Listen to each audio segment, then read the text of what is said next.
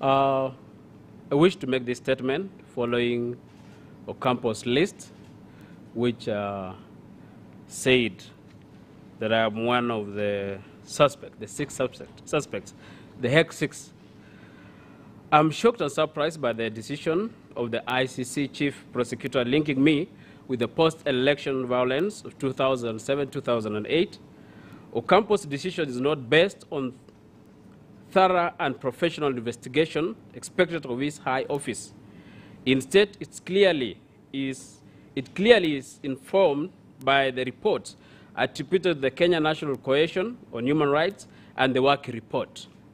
These 2 reports have been heavily criticized and questioned by many right-thinking Kenyans who have questioned the objectivity, processes, and procedures.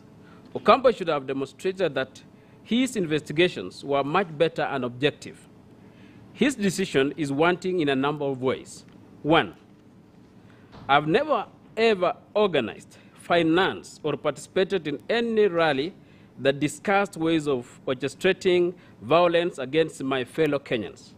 I consider myself a patriotic and peace-loving citizen. I have strong Christian beliefs that teach against acts of violence and bloodletting as a means to an end.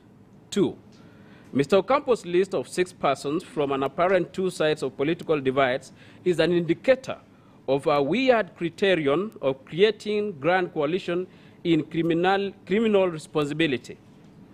One is left wondering as to how such scenarios can possibly happen. Where on earth can 2 competing political divides produce equal number of criminal suspects?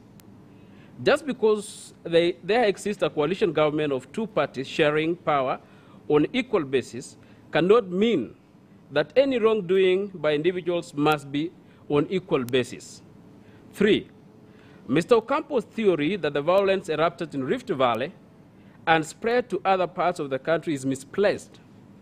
This proposition clearly emanates from a person who is naive and ignorant of what took place. It is a well-known fact that violence erupted sporadically in several parts of the country upon the announcement of results in the presidential election. 4, Mr. Ocampo or the personnel working under him never at any one time invited me for questioning and or interrogation on post-election violence. This means that he carried out skewed investigation and believed one side of the story. Had he bothered to invite me to any of his investigative sessions, I would have been able to counter allegations made against me. An investigator worth his salt would treat one-sided evidence with caution and would be reluctant to rush to court. In a capitalistic country with many individuals are struggling financially, such as Kenya, there's always temptation among many to fabricate stories so as to access the benefits of dangled by the ICC.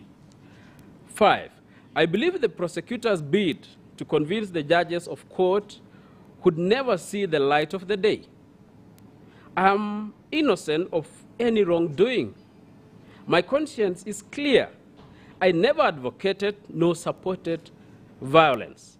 As a matter of fact, I actually went on air to request my radio listeners to be calm and embrace peace at the time when violence in the country was at its peak.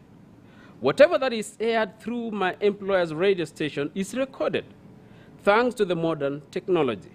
I believe the Media Council and the National Intelligence Services, NSIS, also does records whatever is aired by all the media houses. I have absolutely nothing to fear. I welcome the chance to clear my name of any wrongdoing once and for all. I have always believed in the rule of law. I have never at one time acted with impunity. I consider myself a self-made man who has never rubbed the authorities the wrong side for fear of reprisals. I'm quite eager to learn from the ICC prosecutor on my alleged role in post-election violence. I look forward to receiving his comprehensive report with clear particulars. I am only a humble man and appeal to the Kenyan government for police protection, bearing in mind that I am a very small fish in this.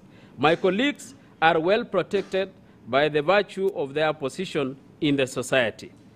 The truth shall prevail and shall set me free. Thank you.